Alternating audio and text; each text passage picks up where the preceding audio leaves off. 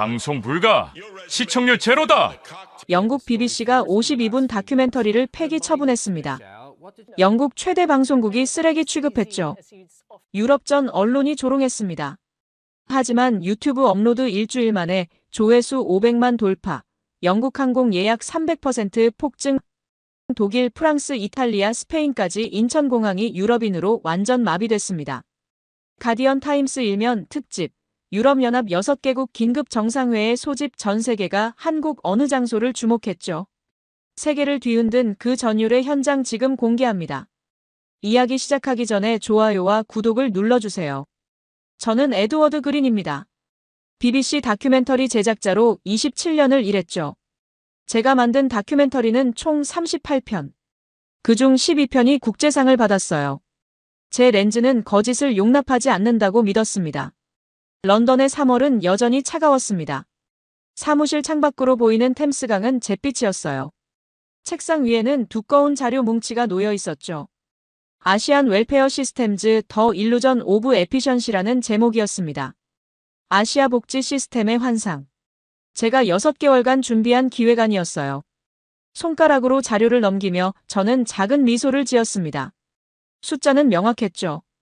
일본의 노인 빈곤율 19.6%, 한국의 자살률 OECD 1위, 대만의 의료비 본인 부담률 37%. 모두 공식 통계였습니다. 거짓말을 할 수 없는 숫자들이었어요. 이게 그들이 자랑하는 복지의 실체야. 저는 혼잣말을 했습니다. 책상을 두드리는 손가락 소리가 사무실에 울렸어요. 심리학을 전공한 저는 알고 있었죠. 효율성 없는 복지는 위선이라는 것을요. 시스템이 명확하지 않으면 결국 개인의 희생만 강요된다는 것을 말입니다. 창밖의 런던 거리를 바라봤습니다. 신호등 앞에 멈춰 선 차들. 일정한 간격으로 걷는 시민들. 이것이 진짜 시민의식이라고 생각했어요. 법과 제도가 만든 완벽한 질서였죠. 저는 심리학 박사 논문을 쓸 때부터 확신했습니다. 인간의 본성은 이기적이에요. 선의만으로는 사회가 돌아가지 않죠. 명확한 규칙과 처벌, 그리고 보상 시스템. 이 세 가지가 있어야 질서가 유지됩니다. 27년간 전 세계를 다니며 확인한 진실이었어요. 아시아는 달랐습니다. 그들은 가족이라는 이름으로 개인을 희생시켰죠. 효도라는 명분으로 노인을 자식에게 떠넘겼습니다. 공동체라는 미명 아래 약자를 방치했어요. 저는 그 위선을 폭로하고 싶었습니다. 커피를 한 모금 마셨습니다. 쓴맛이 혀끝에 감겼어요. 모니터 화면에는 촬영 일정이 떠 있었죠. 서울 5일, 도쿄 4일, 타이베이 3일. 총 12일간의 출장이었습니다. 스태프는 3명. 카메라맨 제임스, 음향기사 폴, 그리고 코디네이터 사라였어요. 한국부터 시작하자. 저는 마우스를 클릭했습니다. 서울의 노인 복지시설 리스트가 화면에 나타났어요. 무료 급식소, 경로당, 요양원. 모두 제가 촬영하고 싶은 장소들이었죠. 그곳에서 저는 찾아낼 겁니다. 시스템의 허점을요. 개인에게 떠넘겨진 책임을요. 숫자 뒤에 숨겨진 비극을 말이죠. 책상 서랍에서 여권을 꺼냈습니다. 파란색 표지가 손에 익숙했어요. 27년간 68개국을 다녔죠. 제 여권에는 도장이 빼곡했습니다. 그러나 한국은 처음이었어요. 한국도 크게 다르지 않겠지. 저는 여권을 가방에 넣으며 중얼거렸습니다. 이번 다큐멘터리는 제 경력의 정점이 될 겁니다. 아시아의 복지 신화를 무너뜨리고 진짜 효율적인 시스템이 무엇인지 보여줄 거예요. 사무실 문을 나서며 저는 뒤돌아봤습니다. 벽에 걸린 상패들이 보였어요. 에미상, 피바디상, 그리모상. 모두 제가 진실을 보도한 대가였죠. 이번에도 그럴 겁니다. 진실은 언제나 승리하니까요. 복도를 걸으며 저는 생각했습니다. 한국 사람들은 가족의 중요성을 이야기하겠죠. 전통의 가치를 강조할 겁니다. 하지만 저는 그 뒤에 숨겨진 시스템의 부재를 찾아낼 거예요. 엘리베이터 버튼을 눌렀습니다. 1층으로 내려가는 숫자가 깜빡였어요. 이번 출장이 끝나면 저는 증명할 겁니다. 복지는 감정이 아니라 시스템이라는 것을요. 로비로 나왔습니다. 런던의 차가운 3월 바람이 얼굴을 스쳤어요. 일주일 후면 저는 서울에 있을 겁니다. 그리고 제 가설을 증명할 증거들을 찾아낼 거예요. 가방 속 노트북에는 인터뷰 질문지가 저장되어 있었습니다. 총 47개의 날카로운 질문들이었죠. 저는 완벽하게 준비되어 있었습니다. 택시를 잡으며 저는 하늘을 올려다봤습니다. 런던의 하늘은 흐렸지만 제 마음은 맑았어요. 에드워드 그린은 진실을 찾아낼 겁니다. 언제나 그래왔듯이 말이죠. 인천공항 도착 게이트를 나서는 순간 저는 알았습니다. 뭔가 잘못되었다는 것을요. 항공편 전면 결항. 태풍 경보. 전광판에 빨간 글씨가 눈에 들어왔어요. 제임스가 한숨을 쉬었죠. 폴은 짐을 내려놓으며 투덜거렸습니다. 사라는 이미 전화기를 들고 호텔을 알아보고 있었어요. 호텔 다 풀이에요. 전부 만실입니다. 사라의 목소리에 좌절이 묻어났습니다. 저는 시계를 봤어요. 밤 11시 20분. 공항 대합실에는 발이 묶인 여행객들이 가득했죠. 바닥에 앉아있는 사람들. 카트에 기대 졸고 있는 가족들. 이건 제가 계획한 출장이 아니었습니다. 안내 데스크로 갔습니다. 젊은 직원이 미안한 표정으로 저희를 맞았어요. 죄송합니다만 인근 호텔은 모두 예약이 마감되었습니다. 그럼 어디서 자라는 겁니까? 제 목소리가 날카로워졌죠. 27년간 68개국을 다녔지만 이런 상황은 처음이었어요. 직원은 잠시 망설이더니 조심스럽게 말했습니다. 혹시 찜질방은 어떠세요? 24시간 운영되고 잠도 주무실 수 있습니다. 찜질방? 그게 뭡니까? 일종의 공중 사우나입니다. 한국 사람들이 많이 이용하는 곳이에요. 저는 미간을 찌푸렸습니다. 공중 사우나라니. 비위생적일 게 뻔했죠. 그러나 선택지가 없었어요. 제임스와 폴도 지쳐 보였습니다. 사라는 어깨를 으쓱하며 말했어요. 한국 문화체험이라고 생각하시죠? 택시 안에서 저는 창밖을 내다봤습니다. 비가 내리고 있었어요. 가로등 불빛이 빗물에 번져 보였죠. 운전기사는 라디오에서 흘러나오는 한국 가요를 흥얼거렸습니다. 이 모든 게 낯설었어요. 여기 도착했습니다. 택시가 멈춘 곳은 4층짜리 건물이었습니다. 드림스파라는 네온 사인이 빗속에서 깜빡이고 있었어요. 입구로 들어서자 따뜻한 공기가 얼굴을 감쌌죠. 신발장이 벽 한쪽을 가득 채우고 있었습니다. 신발을 벗으셔야 합니다. 카운터 직원이 영어로 설명했어요. 저는 구두끈을 풀며 주위를 둘러봤습니다. 신발장마다 번호가 적혀 있었죠. 127번부터 356번까지. 200개가 넘는 신발장이었어요. 이렇게 많은 사람이 온다는 뜻이었습니다. 입장료는 1인당 17,000원입니다. 사라가 계산을 했습니다. 영국 파운드로 약 11파운드였죠. 런던의 피트니스 클럽 하루 이용료가 30파운드인 것에 비하면 놀라운 가격이었어요. 이 가격에 샤워도 되고 사우나도 쓰고 잠도 잘 수 있다고요? 네, 식당도 있고 마사지 의자도 있습니다. 직원이 미소 지으며 답했습니다. 저는 의심스러운 눈초리로 계단을 올라갔어요. 이 가격에 제대로 된 시설일 리 없다고 생각했죠. 2층 로비에 발을 들여놓는 순간 저는 멈춰 섰습니다. 넓은 공간에 사람들이 누워 있었어요. 어떤 이는 자고 있었고 어떤 이는 스마트폰을 보고 있었죠. 한쪽에서는 가족이 함께 음식을 먹고 있었습니다. 노인이 손자와 이야기를 나누고 있었어요. 모두가 같은 옷을 입고 있었죠. 반팔 티셔츠와 반바지였습니다. 저희도 저걸 입어야 하나요? 제임스가 물었습니다. 직원이 옷을 건네며 고개를 끄덕였어요. 회색 티셔츠와 반바지. 그리고 작은 수건 하나였죠. 탈의실로 들어갔습니다. 사물함이 천장까지 빼곡히 설치되어 있었어요. 번호판이 깜빡이고 있었죠. 저는 옷을 갈아입으며 생각했습니다. 이건 단순한 목욕탕이 아니야. 뭔가 다른 시스템이 작동하고 있어. 복도로 나왔습니다. 찜질방 안내판이 보였어요. 불가마 89도, 황토방 75도, 아이스방 영하 5도. 온도별로 여러 개의 방이 있었죠. 그 옆에는 식당 메뉴판이 붙어 있었습니다. 식혜 3,000원, 계란 1,000원, 라면 4,000원. 이 가격 맞아요? 사라가 눈을 크게 떴습니다. 저도 놀라웠어요. 런던에서 라면 한 그릇이 8파운드는 하니까요. 메인 홀로 들어섰습니다. 마사지 의자가 한 줄로 늘어서 있었어요. 20대 청년이 의자에 앉아 눈을 감고 있었죠. 그 옆에서는 70대로 보이는 노인이 잡지를 읽고 있었습니다. 반대편에서는 젊은 엄마가 아기를 재우고 있었어요. 저는 천천히 걸으며 관찰했습니다.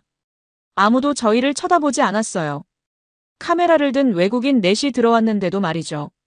런던이었다면 벌써 누군가 불편한 표정을 지었을 겁니다. 그러나 여기서는 달랐어요. 한 남자가 자리에서 일어났습니다. 휴대폰과 지갑을 바닥에 그대로 두고 화장실로 갔어요. 10분 뒤 돌아왔죠. 물건들은 그대로 있었습니다. 아무도 손대지 않았어요. 제임스가 속삭였습니다. 저 사람 물건 두고 갔는데 아무도 안 훔쳐요. 저는 대답하지 않았습니다.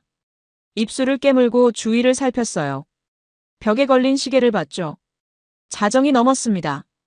이 시간에도 사람들은 편안해 보였어요. 경계하지 않았죠. 감시 카메라가 있는지도 확인하지 않았습니다. 에드워드, 괜찮으세요? 사라가 걱정스러운 목소리로 물었습니다. 저는 고개를 끄덕였어요. 그러나 마음속은 혼란스러웠죠. 제가 알던 인간의 본성과 달랐습니다. 이기적이지 않았어요. 서로를 의심하지 않았죠. 구석에 자리를 잡고 앉았습니다. 바닥이 따뜻했어요. 온돌이라는 전통 난방 방식이라고 사라가 설명했죠. 저는 배낭을 베개 삼아 누웠습니다. 천장을 바라봤어요. 27년간 저는 확신했습니다. 질서는 법으로 만들어진다고요. 그러나 이곳은 달랐어요. 법이 아닌 무언가가 이 공간을 지키고 있었습니다. 저는 눈을 감았어요.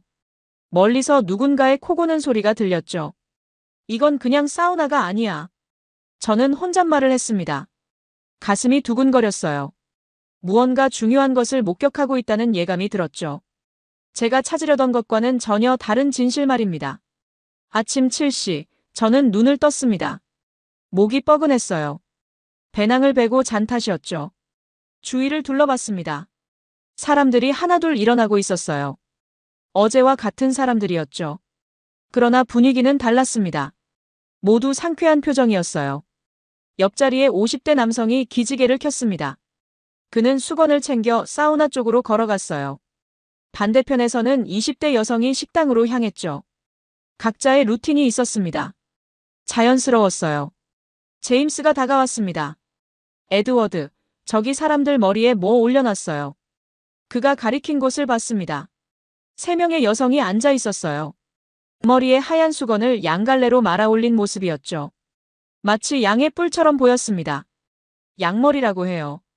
한국 찜질방의 전통이죠. 사라가 웃으며 설명했습니다. 저는 고개를 끄덕였어요. 그러나 이해하지 못했죠. 왜 목욕탕에서 그런 모습을 해야 하는지 말입니다. 저도 해보고 싶어요. 사라가 수건을 집어들었습니다. 몇 번의 시도 끝에 양머리를 완성했어요. 우스꽝스러워 보였죠. 그러나 주위 사람들은 신경 쓰지 않았습니다. 식당으로 갔습니다. 메뉴판을 봤어요. 삶은 계란 1,000원, 식혜 3,000원, 막걸리 4,000원. 사진이 함께 있었죠. 계란은 갈색이었고 식혜는 하얀 음료였습니다. 식혜 4잔 주세요. 사라가 주문했습니다. 잠시 후 차가운 음료가 나왔어요. 쌀알이 동동 떠 있었죠. 저는 한 모금 마셨습니다. 달콤했어요. 그리고 시원했죠. 쌀알이 씹혔습니다. 낯선 맛이었어요. 그러나 나쁘지 않았죠. 이거 뭐로 만든 거예요? 쌀로 만든 전통 음료입니다. 찜질방에서 꼭 마시는 거예요. 카운터 직원이 친절하게 답했습니다. 저는 다시 한 모금 마셨어요. 몸이 풀리는 느낌이었죠. 계란도 드셔보세요. 여기선 머리에 깨먹어요. 머리예요? 저는 되물었습니다. 직원이 웃으며 고개를 끄덕였어요. 시범을 보여주더니 자기 머리에 계란을 톡 쳤죠. 껍데기가 깨졌습니다. 이렇게 하면 재밌잖아요. 저는 어이가 없었습니다. 그러나 주위를 보니 정말 그렇게 먹고 있었어요. 한 아버지가 아들의 머리에 계란을 깨주고 있었죠. 아이는 깔깔 웃었습니다. 이건 문화가 아니라 놀이터야. 저는 중얼거렸습니다. 제임스가 계란을 집어들었어요. 에드워드, 한번 해볼까요? 싫습니다. 저는 단호하게 거절했습니다. 그러나 폴이 제 뒤에서 계란을 들고 있었어요. 톡. 머리에 충격이 느껴졌죠. 계란이 깨졌습니다. 미안해요, 에드워드. 참을 수가 없었어요. 폴이 웃으며 말했습니다. 저는 화를 내려다 멈췄어요. 주위 사람들이 미소 짓고 있었죠. 적대감이 없었습니다. 그저 재미있어하는 표정이었어요. 좋습니다. 이것도 취재의 일부죠. 저는 계란을 까며 말했습니다. 노른자가 완벽하게 익어 있었어요. 한 입 베어 물었죠. 고소했습니다. 사우나 구역으로 향했습니다. 불가마 89도라는 팻말이 보였어요. 문을 열자 뜨거운 열기가 쏟아졌죠. 안에는 5명이 앉아 있었습니다. 땀을 흘리고 있었어요. 들어갔습니다. 숨이 막혔어요. 89도가 이렇게 뜨거운 줄 몰랐죠. 벽은 황토로 되어 있었습니다. 바닥은 뜨거웠어요. 30초, 1분, 2분. 더 이상 견딜 수 없었습니다. 밖으로 나왔어요. 제임스도 따라 나왔죠. 그러나 안에 있던 사람들은 여전히 앉아 있었습니다. 담소를 나누고 있었어요. 저 사람들 괜찮은 건가요? 제임스가 물었습니다. 저도 궁금했어요. 어떻게 저 온도를 견디는지 말이죠. 익숙해지면 괜찮아요. 건강에도 좋고요. 지나가던 60대 남성이 말했습니다. 영어를 할 줄 알았어요. 저는 물었죠. 자주 오십니까? 일주일에 3번은 와요.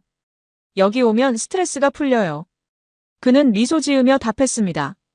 그리고 다시 불가마 안으로 들어갔어요. 저는 아이스방으로 갔습니다. 영하 5도라고 했어요. 문을 열자 차가운 공기가 얼굴을 때렸죠. 얼음 조각들이 벽에 붙어 있었습니다. 들어가서 30초를 버텼습니다. 추웠어요. 그러나 상쾌했죠. 밖으로 나오니 몸이 개운했습니다. 온도 차이를 이용하는 거군요. 저는 혼잣말을 했습니다. 뜨거운 곳과 차가운 곳을 번갈아가며 혈액순환을 돕는 원리였어요. 과학적이었죠. 중앙홀로 돌아왔습니다. 마사지 의자 코너가 보였어요. 20분 3,000원이라는 안내판이 있었죠. 영국 파운드로 2파운드였습니다.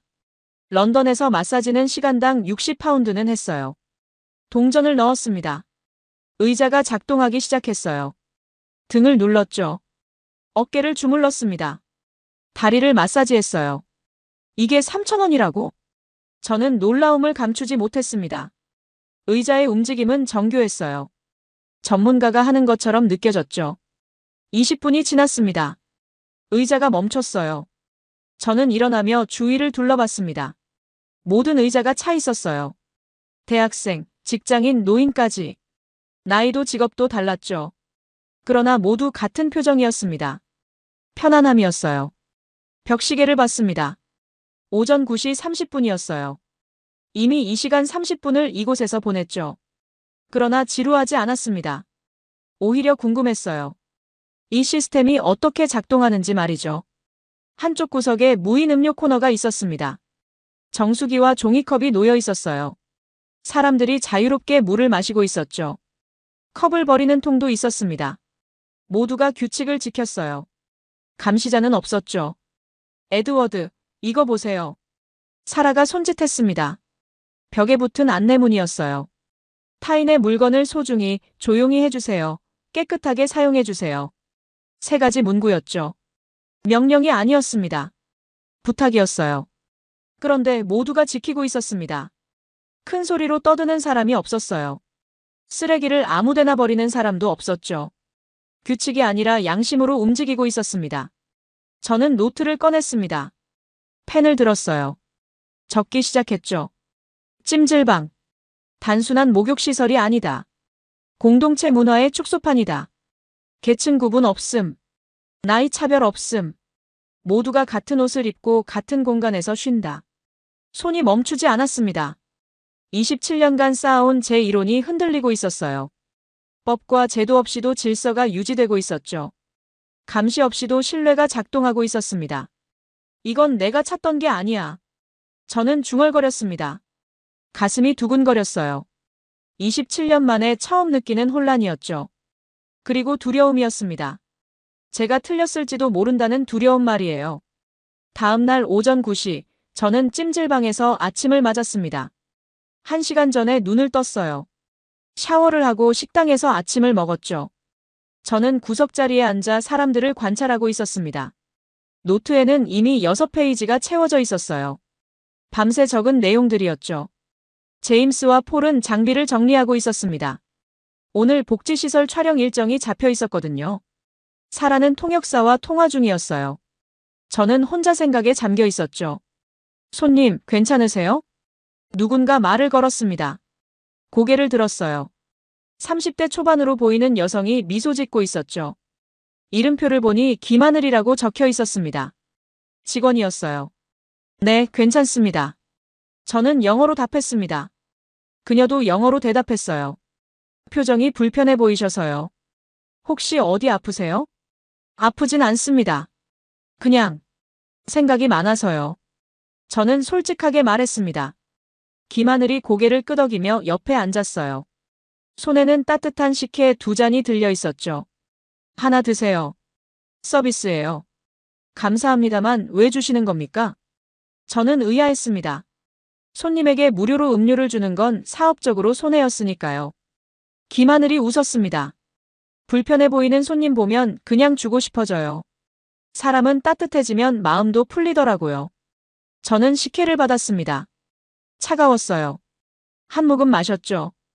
여전히 달콤했습니다. 이곳에서 일하신 지 얼마나 되셨나요? 5년 됐어요. 야간 근무주로 해요. 힘들지 않으세요? 밤에 일하는 거요. 김하늘이 고개를 저었습니다. 힘들지 않아요. 여기 오는 사람들 보면 재밌어요. 다들 피곤해서 오잖아요. 그런데 쉬고 나가면 표정이 달라져요. 그게 좋아요. 저는 그녀를 바라봤습니다. 진심이 느껴졌어요. 돈을 위해 일하는 게 아니었죠. 사람을 위해 일하고 있었습니다. 손님은 외국인이시죠? 찜질방 처음이세요? 네, 영국에서 왔습니다.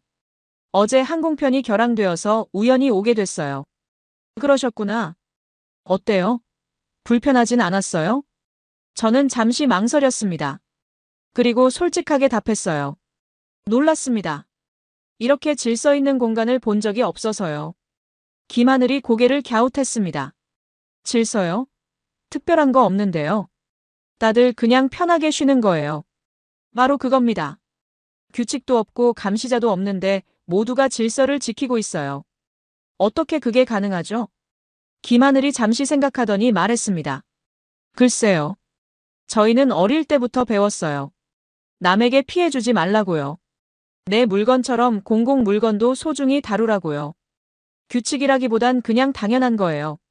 저는 말문이 막혔습니다. 당연하다니. 제가 27년간 연구한 인간의 본성과 완전히 달랐어요. 이기심이 아니라 배려가 기본이었죠. 저도 궁금한 게 있어요. 김하늘이 물었습니다. 영국에는 이런 곳 없어요? 사우나는 있습니다. 하지만 비싸요. 하루에 30파운드, 한국 돈으로 5만 원 정도 하죠. 그리고 회원제예요. 아무나 못 들어가요. 아, 그렇구나. 여긴 누구나 올 수 있잖아요. 학생도 어르신도 노숙자도요. 노숙자도요? 저는 놀라서 되물었습니다. 김하늘이 고개를 끄덕였어요. 네, 가끔 오세요. 추운 겨울엔 여기서 주무시기도 하고요. 저희가 뭐라고 하진 않아요. 다만 다른 손님들한테 피해만 안 주시면 돼요. 저는 숨이 막혔습니다. 런던에서는 상상도 할 수 없는 일이었어요. 고급 피트니스 클럽에 노숙자가 들어온다? 즉시 경비가 쫓아냈을 겁니다. 그럼 문제가 생기지 않나요? 가끔 있죠. 근데 사람들이 알아서 해결해요. 시끄러우면 조용히 해달라고 말하고 냄새 나면 샤워 좀 하라고 하고요.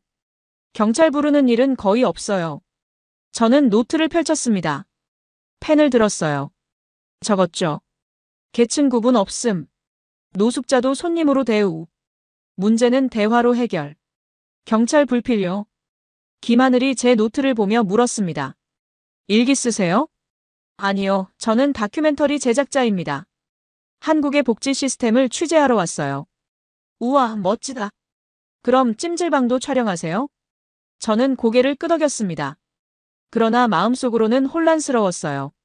제가 계획한 다큐는 아시아 복지의 문제점이었죠. 그런데 여기서는 문제가 아니라 해답을 보고 있었습니다. 손님, 표정이 복잡해 보여요. 무슨 고민 있으세요? 김하늘이 조심스럽게 물었습니다. 저는 한참을 망설이다 말했어요. 제가 틀렸을지도 모르겠습니다. 뭐가요? 제 생각이요. 사람은 이기적이라고 믿었거든요. 규칙이 있어야 질서가 유지된다고 생각했어요. 그런데 이곳은 다르네요. 김하늘이 웃었습니다. 따뜻한 웃음이었어요. 사람은 원래 착해요. 다만 환경이 중요한 것 같아요. 편안하고 따뜻한 곳에선 착해지더라고요. 저는 그녀를 바라봤습니다. 33세. 5년간 야간 근무를 해온 찜질방 직원. 그러나 그녀의 말에는 철학이 있었어요. 제가 대학에서 배운 심리학보다 깊은 통찰이었죠. 감사합니다, 김하늘 씨. 도움이 많이 됐습니다. 아니에요. 저도 재밌었어요. 외국 손님이랑 이렇게 얘기해 본 건 처음이에요. 김하늘이 일어서며 말했습니다. 편히 쉬다 가세요. 공항 가실 때 조심하시고요. 그녀가 걸어가는 모습을 봤습니다. 다른 손님에게 다가가 미소 짓고 있었어요. 담요를 건네주고 있었죠. 저는 식혜를 마저 마셨습니다. 이제는 그 맛이 익숙해졌어요. 달콤하고 시원했죠. 그리고 따뜻했습니다. 노트를 다시 펼쳤습니다. 새로운 페이지에 적었어요. 김하늘. 33세. 찜질방 야간 직원. 그녀가 말했다. 사람은 따뜻해지면 마음도 풀린다고. 복지는 제도가 아니라 온기일지도 모른다. 펜을 놓았습니다. 가슴이 뛰었어요. 27년 만에 처음 느끼는 감정이었죠. 존경이었습니다.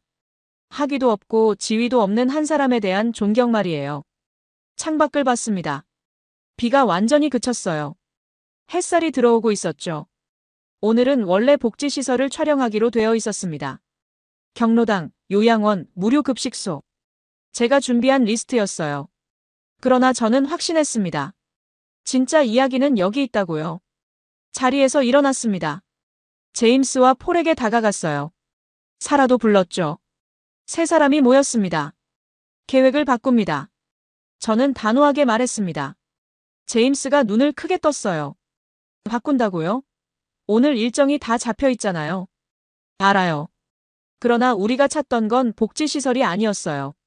바로 이곳입니다. 폴이 의아한 표정으로 물었습니다. 찜질방을 촬영하자고요? 그렇습니다. 이곳이 한국 복지의 진짜 모습이에요. 제도가 아니라 사람이 만드는 복지 말이죠. 사라가 조심스럽게 말했습니다. 에드워드, 방송국에서 원하는 건 그런 게 아니잖아요. 문제점을 찾아야. 알아요. 저는 그녀의 말을 끊었습니다. 27년간 저는 문제만 찾아다녔어요. 그게 제 일이었죠. 그런데 이번엔 다릅니다. 여기선 문제가 아니라 해답을 봤어요. 세 사람이 서로를 쳐다봤습니다. 저는 노트를 펼쳤어요. 밤새 적은 내용들을 보여줬죠. 보세요. 계층 구분 없음. 노숙자도 손님. 감시 없이 실내 작동. 17,000원에 하루 종일 쉴 수 있는 공간. 이게 진짜 복지 아닙니까? 제임스가 천천히 고개를 끄덕였습니다. 촬영 허가는 받으셨어요? 지금 받으러 갑니다. 카운터로 갔습니다. 김하늘이 서류를 정리하고 있었어요. 저는 명함을 꺼냈죠. 김하늘 씨, 부탁이 있습니다. 네, 말씀하세요. 이곳을 촬영하고 싶습니다. 다큐멘터리로 만들어서 전 세계에 보여주고 싶어요. 김하늘이 놀란 표정을 지었습니다. 여기를요? 그냥 평범한 찜질방인데요. 평범하지 않습니다. 이곳은 특별해요. 사장님께 허락을 받을 수 있을까요? 잠시만요. 여쭤볼게요. 김하늘이 전화를 걸었습니다. 잠시 후 고개를 끄덕이며 말했어요. 사장님이 괜찮대요. 다만 다른 손님들한테 방해되지 않게 해달래요. 물론입니다. 감사합니다. 저는 깊이 고개를 숙였습니다. 그리고 물었어요. 그리고 하루 더 묵어도 될까요? 오늘 하루 제대로 촬영하고 싶습니다. 김하늘이 미소 지었습니다. 손님 마음대로 하세요. 여긴 집이에요. 편하게 계세요. 집. 그 단어가 가슴에 꽂혔습니다. 제임스에게 돌아갔습니다. 그는 이미 카메라를 꺼내고 있었어요. 폴은 음향 장비를 점검하고 있었죠. 사라가 말했습니다. 에드워드, 방송국에서 뭐라고 하면 어쩌려고요? 저는 웃었습니다. 27년 만에 처음 느끼는 자유로움이었어요. 내가 책임지죠. 27년간 그들이 원하는 걸 만들었어요. 이번 한 번은 제가 원하는 걸 만들 겁니다. 노트를 덮었습니다. 새로운 페이지를 펼쳤어요. 맨 위에 적었죠. 한국 찜질방. 복지는 제도가 아니라 온기다. 이것을 세상에 보여주겠다. 펜을 놓았습니다. 가슴이 뛰었어요. 두려움이 아니었죠. 설렘이었습니다. 27년 만에 처음 느끼는 진짜 열정이었어요. 오후 1시, 본격적인 촬영이 시작됐습니다. 제임스가 카메라를 들었어요. 폴이 마이크를 세팅했죠. 저는 김하늘에게 시설 안내를 부탁했습니다. 그녀가 앞장서며 말했어요. 먼저 각 방부터 보여드릴게요. 온도별로 다 달라요. 첫 번째 방은 황토방이었습니다. 75도라고 했어요. 문을 열자 흙냄새가 났죠. 벽면 전체가 황토로 되어 있었습니다. 황토가 몸속 독소를 빼준대요. 할머니들이 제일 좋아하세요. 안에는 5명이 앉아 있었습니다. 모두 땀을 흘리고 있었어요. 한 할머니가 웃으며 손을 흔들었죠. 카메라를 의식하지 않았습니다. 두 번째는 소금방이었어요. 벽에 히말라야 핑크 솔트가 붙어 있었죠. 이건 호흡기에 좋아요. 천식 있으신 분들이 자주 오세요. 제임스가 벽을 만져봤습니다. 거칠었어요. 진짜 소금이었죠. 영국에서는 고급 스파에서나 볼 수 있는 시설이었습니다. 그런데 여기선 추가 비용이 없었어요. 다음은 불가마예요. 조심하세요. 89도거든요. 문을 열었습니다. 열기가 쏟아졌어요. 안에서 세 남성이 대화를 나누고 있었죠. 얼마나 계셨어요? 제가 물었습니다. 한 남성이 답했어요. 20분쯤요. 익숙해지면 괜찮아요. 저는 들어가 보려 했습니다. 발을 들여놓는 순간 바닥이 뜨거웠어요. 5초도 못 버티고 나왔죠. 제임스가 웃으며 말했습니다. 에드워드, 발 괜찮으세요? 뜨겁네요. 그러나 안에 있던 사람들은 편안한 표정이었습니다. 어떻게 저 온도를 견디는지 신기했어요. 이번엔 반대예요. 아이스방이에요. 김하늘이 두꺼운 문을 열었습니다. 차가운 공기가 쏟아져 나왔어요. 안은 새하였죠. 얼음 결정이 벽에 붙어 있었습니다. 영하 13도예요. 불가마 다녀온 분들이 여기 오세요. 들어갔습니다. 숨이 막혔어요. 추웠죠.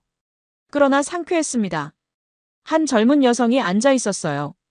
그녀는 눈을 감고 명상하듯 있었죠. 얼마나 계세요? 5분 정도요. 혈액순환에 진짜 좋아요. 밖으로 나왔습니다. 온도 차이가 극명했어요. 89도에서 영하 13도까지. 102도 차이였죠. 이 온도 대비가 치료 효과를 낸다는 게 과학적으로 맞았습니다. 2층으로 올라갔습니다. 수면실이 있었어요. 여기는 잠만 자는 공간이에요. 문을 열자 어두운 공간이 나타났습니다. 개인 수면 캡슐이 줄지어 있었어요. 20개쯤 됐죠. 각각 커튼이 쳐져 있었습니다. 혼자만의 공간이 필요한 분들이 여기 오세요. 조용하거든요. 한 캡슐에서 코 고는 소리가 들렸습니다. 저는 웃음이 나왔어요. 정말 편하게 자고 있었죠. 3층은 게임방이었습니다. 애들이 좋아해요. 부모님은 찜질하고 애들은 여기서 놀고. 탁구대, 당구대, 오락기가 있었어요. 두 아이가 탁구를 치고 있었죠. 부모는 아래층 찜질방에 있다고 했습니다. 아이들만 여기 있어도 괜찮나요? 네, 안전해요. 다들 봐주거든요. 저는 고개를 끄덕였습니다. 런던에서는 상상할 수 없는 일이었어요. 10살 아이를 공공장소에 혼자. 부모가 경찰에 신고당할 겁니다. 식당으로 갔습니다. 메뉴판을 다시 봤어요. 라면, 비빔밥, 불고기, 냉면, 김치찌개. 모두 5,000원 이하였죠. 한 가족이 식사 중이었습니다. 아버지, 어머니, 두 아이. 테이블에는 음식이 가득했어요. 저는 계산이 궁금했죠. 저기 실례지만 얼마 나왔어요? 3만 원이요. 4명이 배불리 먹었어요. 영국 파운드로 20파운드였습니다. 런던에서 패밀리 레스토랑 가면 100파운드는 나왔어요. 15 가격이었죠. 마사지 코너로 갔습니다. 20대 여성이 안마의자에 앉아 있었어요. 눈을 감고 있었죠. 저는 조심스럽게 물었습니다. 인터뷰 가능할까요? 그녀가 눈을 떴습니다. 미소 지으며 고개를 끄덕였어요. 저는 대학생이에요. 시험 기간이면 여기 와요. 집보다 여기가 더 편해요. 자주 오세요? 일주일에 두세 번요. 도서관에서 공부하다가 피곤하면 여기 와서 쉬어요. 하루 종일 있어도 17,000원이니까요. 카메라가 그녀의 표정을 담았습니다. 편안함이 묻어났어요. 스트레스가 없었죠. 오후 3시쯤이었습니다. 저는 카메라 가방을 구석에 두고 외국인 손님을 인터뷰하러 갔어요. 미국인 부부였죠. 그들은 이 시간째 이곳에 있다고 했습니다. 한국에 온 지 3일째예요. 어제 우연히 이곳을 알게 됐죠. 믿을 수 없을 정도로 좋아요. 남편이 말했습니다. 부인이 거들었어요. 미국에는 이런 곳 없어요. 있어도 엄청 비싸거든요. 여기는 가격도 싸고 시설도 좋고 천국이에요.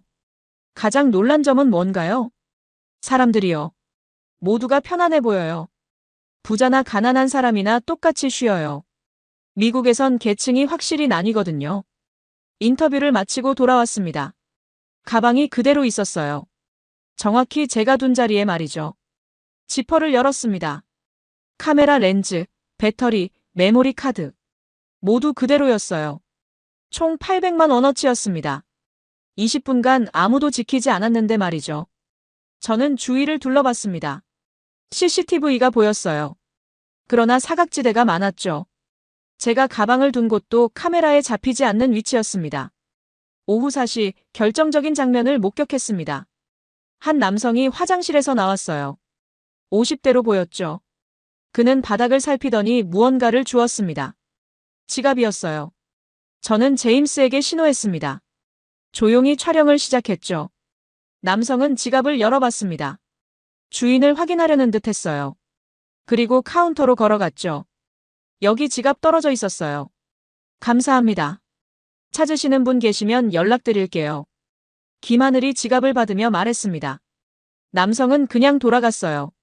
모상도 요구하지 않았죠. 5분 후, 한 젊은 여성이 황급히 왔습니다. 혹시 지갑 못 보셨어요? 여기 있어요. 확인해 보세요. 여성이 지갑을 열었습니다. 안도의 한숨을 쉬었어요. 현금 30만 원 다 있네요. 정말 감사합니다. 저는 이 장면을 모두 담았습니다. 제임스의 카메라에 담겼죠. 촬영을 멈췄습니다. 김하늘에게 물었어요. 이런 일 자주 있나요? 거의 매일이요. 한 번은 500만 원 들어간 봉투도 있었어요. 할아버지가 주우셨는데 바로 갖다 주셨죠. 500만 원.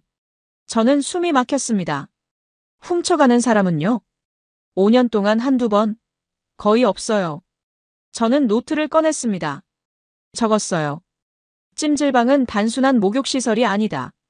온도 치료시설, 휴식 공간, 식당, 게임방, 수면실이 결합된 복합 문화 공간이다. 그리고 무엇보다 신뢰가 작동하는 공간이다. 이건 법이 만든 질서가 아니다. 양심이 생활이 된 사회다.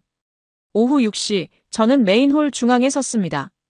하루 종일 촬영하며 저는 깨달았어요. 찜질방은 한국 사회의 축소판이었죠.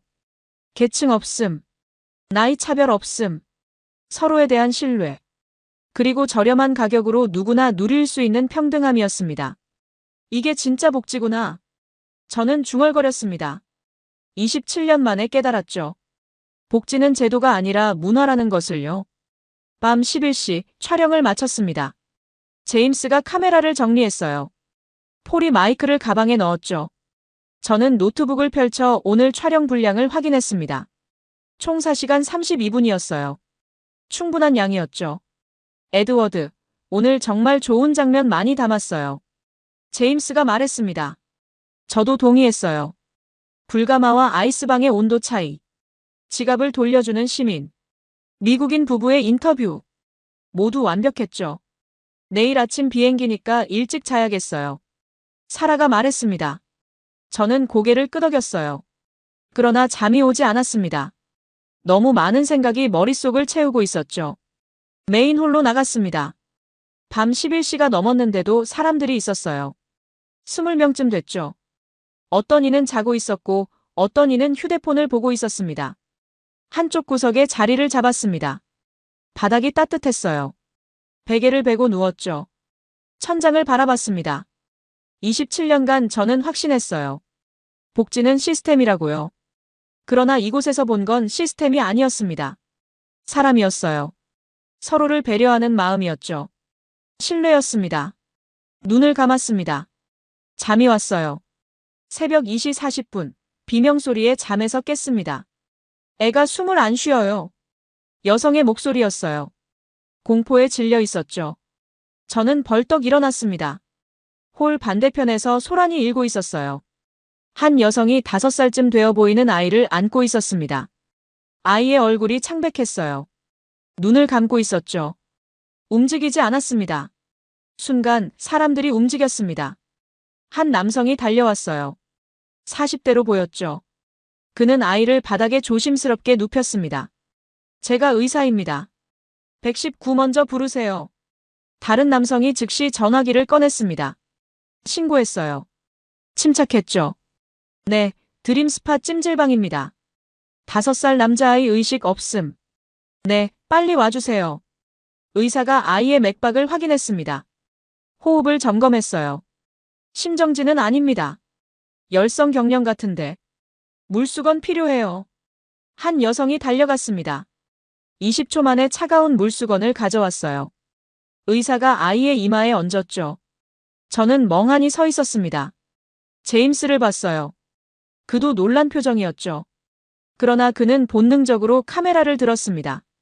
조용히 촬영을 시작했어요. 김하늘이 달려왔습니다.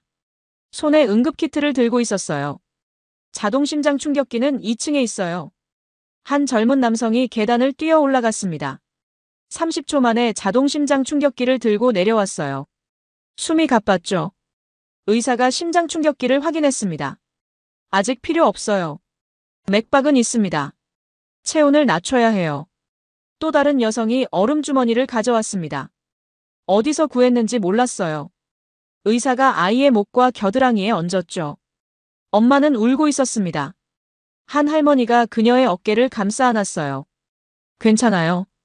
곧 구급차 올 거예요. 애기 괜찮을 거예요. 할머니의 목소리는 차분했습니다. 경험이 묻어났어요. 엄마가 조금씩 진정됐죠. 저는 시계를 봤습니다. 사건 발생 후 3분이 지났어요. 그러나 이미 7명이 움직이고 있었죠. 119 신고, 의사, 물수건, 심장 충격기, 얼음 주머니, 엄마 진정. 모두가 자기 역할을 알고 있었습니다. 명령한 사람이 없었어요. 지시한 사람도 없었죠. 그냥 각자가 할 수 있는 일을 했습니다. 5분 후 아이가 눈을 떴습니다. 엄마. 작은 목소리였어요. 엄마가 울음을 터뜨렸죠. 안도의 울음이었습니다. 주위 사람들도 한숨을 쉬었어요. 열이 높아서 경련이 온 거예요. 구급차 오면 병원 가서 정밀 검사 받으세요. 의사가 말했습니다. 엄마가 고개를 끄덕이며 눈물을 닦았어요. 8분 후 구급대원이 도착했습니다. 의사가 상황을 설명했어요. 구급대원이 아이를 들것에 옮겼죠. 엄마가 따라갔습니다. 그녀가 뒤돌아보며 말했어요. 정말 감사합니다. 목소리가 떨렸습니다. 사람들이 고개를 끄덕였어요. 누군가 말했죠. 병원 잘 다녀오세요. 애기 괜찮을 거예요. 구급차가 떠났습니다. 홀이 다시 조용해졌어요. 사람들이 각자의 자리로 돌아갔죠. 아무 일도 없었던 것처럼 말이에요. 저는 그 자리에 서 있었습니다. 다리에 힘이 빠졌어요. 제임스가 다가왔습니다. 에드워드, 다 찍었어요. 처음부터 끝까지요. 저는 고개를 끄덕였습니다. 그러나 말이 나오지 않았어요. 김하늘이 응급키트를 정리하고 있었습니다. 저는 그녀에게 다가갔어요. 김하늘 씨. 네. 방금 일을. 자주 있나요? 김하늘이 고개를 저었습니다. 아니요. 1년에 한두 번. 근데 그럴 때마다 저렇게 돼요. 다들 도와주세요. 훈련 받은 건가요? 훈련이요? 아니요. 그냥. 당연한 거 아닌가요? 누가 쓰러지면 도와줘야죠. 저는 할 말을 잃었습니다. 당연하다니. 런던에서는 당연하지 않았어요. 방관자 효과라는 게 있었죠. 사람이 많을수록 아무도 돕지 않는 현상이었습니다. 그러나 여기는 달랐습니다. 20명이 있었는데 7명이 즉시 움직였어요. 13이 넘었죠. 누가 시키지도 않았는데 말이에요. 저는 비명소리가 들렸던 자리로 갔습니다. 바닥을 봤어요. 물수건이 놓여 있었죠. 얼음 주머니도 있었습니다. 누군가 정리하려고 모아둔 것 같았어요.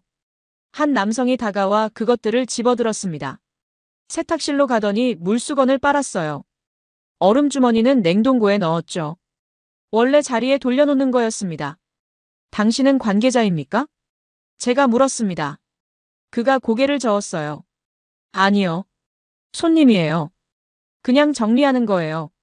왜요? 다음에 또 필요할 수도 있잖아요. 그는 웃으며 자기 자리로 돌아갔습니다. 저는 그 자리에 멈춰 섰습니다. 가슴이 뜨거워졌어요. 눈시울이 붉어졌죠. 제임스가 다가왔습니다. 에드워드, 괜찮으세요? 저는 고개를 끄덕였습니다. 그러나 눈물이 났어요. 27년 만에 처음 울었습니다.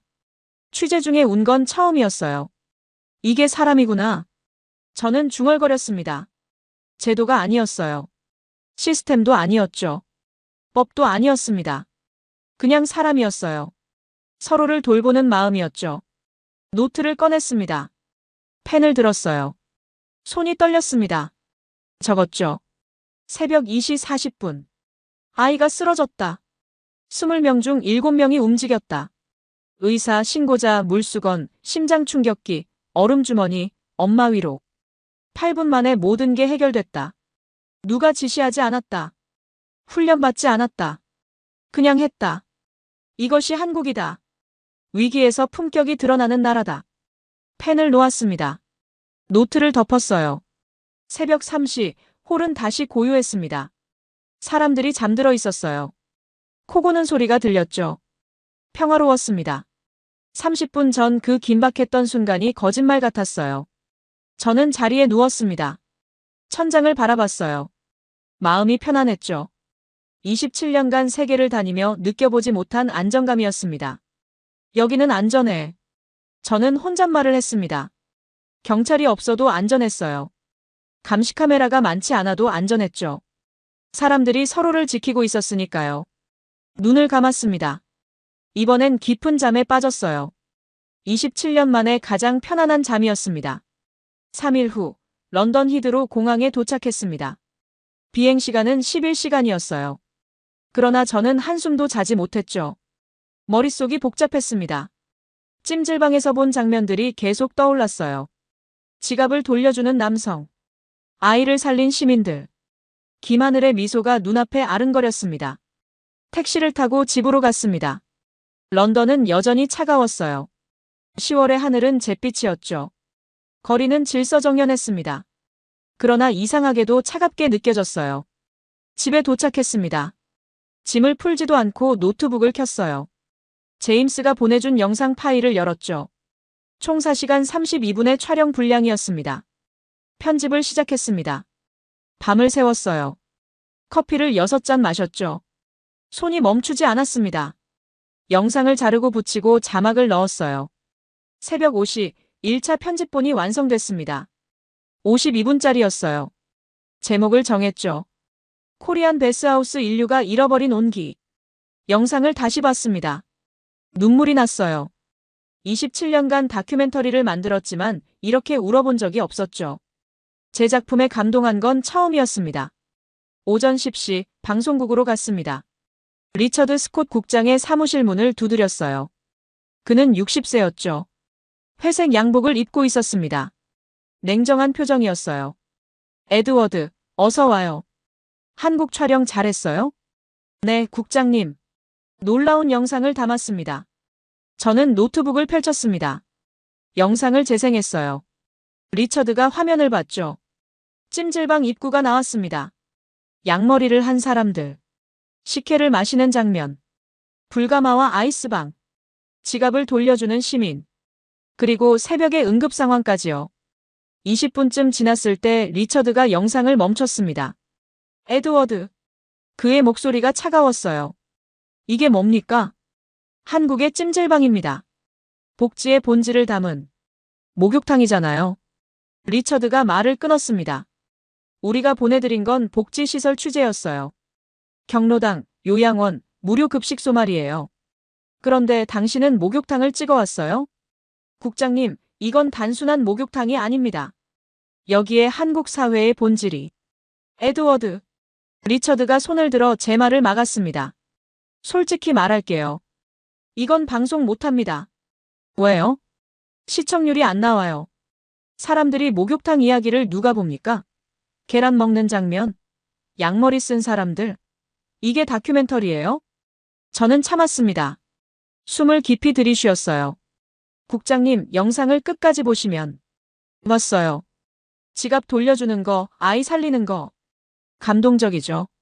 그런데 에드워드, 이건 BBC예요. 우리는 팩트를 다뤄요. 감동이 아니라요. 이게 팩트입니다. 제가 직접 목격했어요. 카메라에 다 담겼고요. 리처드가 한숨을 쉬었습니다. 에드워드, 당신 27년 경력이잖아요. 시청자가 뭘 원하는지 알잖습니까? 문제점이에요. 충격이고요. 사람들은 완벽한 이야기에 관심 없어요. 그게 문제입니다, 국장님. 저는 목소리를 높였습니다. 우리는 항상 문제만 찾았어요. 27년간 저는 세계의 어두운 면만 봤죠. 그러나 한국에서 본 건 빛이었습니다. 희망이었어요. 이걸 왜 보여주면 안 됩니까? 에드워드, 진정하세요. 진정 못합니다. 이건 제 인생 최고의 작품이에요. 27년 만에 처음으로 진심을 담았습니다. 리처드가 책상을 쳤습니다. 그게 문제예요. 다큐멘터리는 진심이 아니라 진실을 담아야 해요. 당신 감정이입했어요. 객관성을 잃었다고요. 객관성이요? 저는 웃었습니다. 쓴웃음이었어요. 27년간 저는 객관적이었습니다. 냉정했죠. 그래서 뭘 봤습니까? 인간의 이기심만 봤어요. 욕심만 봤죠. 그런데 한국에서 다른 걸 봤습니다. 인간은 착할 수 있어요.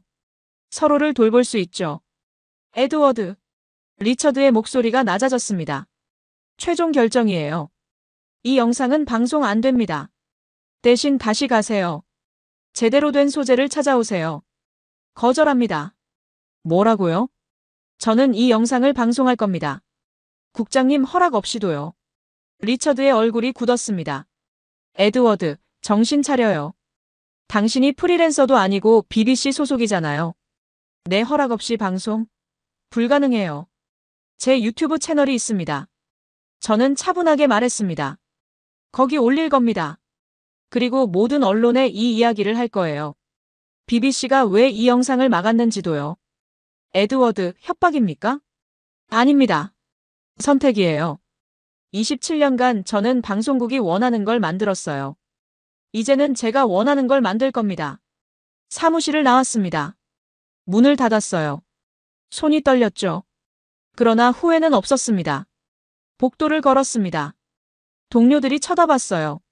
리처드 국장실에서 큰 소리가 났으니까요. 저는 신경 쓰지 않았습니다. 제 책상으로 갔습니다. 개인 물건을 챙겼어요. 사진, 노트, 펜. 27년의 흔적이었죠. 제임스가 다가왔습니다. 에드워드, 무슨 일이에요? 사표 낼 거예요. 뭐라고요? 왜요? 이 영상을 세상에 보여주고 싶어요. BBC가 막으면 제가 직접 할 겁니다. 제임스가 잠시 망설이더니 말했습니다. 저도 함께 할게요. 뭐? 저도 그 영상 봤어요. 제가 찍었잖아요. 평생 잊을 수 없을 거예요. 이건 세상에 나가야 해요. 폴도 다가왔습니다. 사라도 왔어요. 저희도 함께 합니다. 세 사람이 말했습니다. 저는 눈물이 났어요. 27년간 동료는 많았지만 진짜 동료를 만난 건 지금이었습니다. 감사합니다. 그러나 당신들 경력이. 에드워드. 제임스가 제 어깨를 두드렸습니다. 우리는 이미 선택했어요. 돈보다 의미 있는 일을 하고 싶어요. 집으로 돌아왔습니다. 노트북을 켰어요. 제 유튜브 채널을 열었죠. 구독자 3만 명이었습니다. 많지 않았어요. 영상을 업로드했습니다. 제목은 코리안 베스하우스 인류가 잃어버린 온기. 설명란에 적었어요. 이 영상은 방송국이 거부한 다큐멘터리입니다. 시청률이 안 나온다고 했죠. 그러나 저는 믿습니다. 진실은 결국 승리한다고요. 업로드 버튼을 눌렀습니다. 창밖을 봤습니다. 런던의 밤이었어요. 별이 보이지 않았죠. 그러나 제 마음은 밝았습니다. 27년 만에 처음으로 자유로웠어요. 리처드, 그건 목욕탕 이야기가 아니야. 저는 혼잣말을 했습니다. 그건 인간의 이야기야. 영상을 올린 지 12시간이 지났습니다. 새벽 3시였어요. 저는 잠들지 못하고 노트북 앞에 앉아 있었죠. 새로 고침을 눌렀습니다. 조회수가 5만을 넘었어요. 댓글이 폭주하고 있었습니다. 눈물이 납니다. 이런 나라가 정말 존재하나요? 한국에 가고 싶어요. 그 찜질방에 가보고 싶습니다. BBC는 왜 이걸 막았죠? 이게 진짜 다큐멘터리입니다. 이틀 후 조회수가 100만을 돌파했습니다. 가디언 일면에 제 이야기가 실렸어요. BBC가 거부한 다큐, 유튜브에서 폭발적 반응. 타임스, 인디펜던트도 따라왔죠. 유럽 전역이 들썩였습니다. 일주일 후 조회수가 500만을 넘었습니다. 그리고 놀라운 일이 벌어졌어요. 영국 항공이 발표했죠. 런던에서 서울로 가는 항공편 예약이 300% 증가했다고요. 독일도 250%, 프랑스도 200%였습니다. 한국 찜질방을 체험하고 싶다는 게 이유였어요. 여행사들이 긴급 회의를 열었습니다. 코리안 스파 투어 상품을 만들었죠. 출시 3일 만에 전부 매진이었습니다. 한 달 후 한국 뉴스를 봤습니다. 인천공항이 붐볐어요. 유럽인, 미국인, 중동인들이 쏟아져 나왔죠. 기자가 인터뷰했습니다. 한국에 왜 오셨어요? 찜질방 가려고요. 에드워드 그린 PD의 다큐 봤거든요. 독일인 가족이었어요. 60대 부부와 30대 딸. 3명 모두 설레는 표정이었죠. 그 따뜻한 나라를 직접 느끼고 싶어요. 영상 보고 울었어요. 프랑스 여성이 말했습니다. 눈가가 붉었어요. 드림 스파 찜질방은 전쟁터가 됐습니다. 김하늘이 인터뷰했어요. 한국 전역 뉴스였죠. 하루 방문객이 3배로 늘었어요. 외국 손님이 절반이에요. 영어, 독일어, 프랑스어. 다들 에드워드 PD님 영상 보고 왔대요. 그녀가 웃었습니다. 따뜻한 미소였어요. 신기해요. 우리한테 당연한 게 그분들한테는 특별한 거래요. 카운터 뒤 벽에 액자가 걸려 있었습니다. 제 다큐멘터리 포스터였어요. BBC 사장이 전화를 걸어왔습니다. 에드워드, 당신이 옳았습니다. 돌아와 주시겠습니까? 조건이 있습니다. 말씀하세요. 저는 이제 희망을 찍고 싶습니다. 문제가 아니라 해답을요. 그게 우리가 원하는 겁니다. 저는 복직했습니다. 그러나 이번엔 달랐어요. 제가 기획하고 제가 결정했죠. 2달 후 전 세계 뉴스가 한국을 주목했습니다. BBC 뉴스 한국 찜질방 유럽인의 새로운 힐링 명소. CNN 뉴스 한국이 보여준 공동체의 힘 세계가 배운다. 알자지라 뉴스 신뢰사회 한국, 중동이 주목하는 이유. 한국관광공사가 발표했습니다. 외국인 관광객이 전년 대비 47% 증가했다고요. 그중 80%가 찜질방을 방문했죠. 서울 곳곳에 찜질방이 생겼습니다. 부산, 대구, 광주도 마찬가지였어요. 모두 외국인으로 붐볐죠.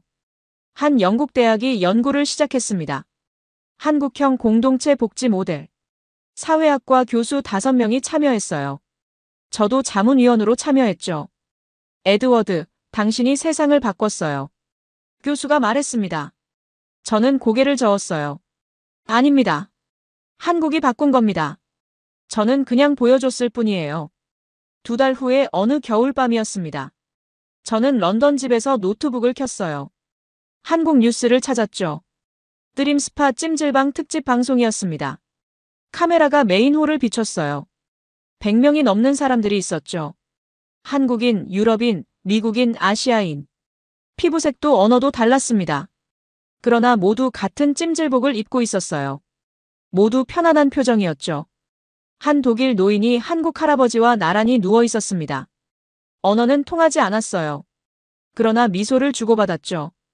프랑스 가족이 식당에서 식혜를 마시고 있었습니다. 아이가 계란을 머리에 톡 깨며 웃었어요. 미국 청년이 불가마에 들어갔다가 30초 만에 나왔습니다. 한국 아저씨들이 웃으며 손짓했죠.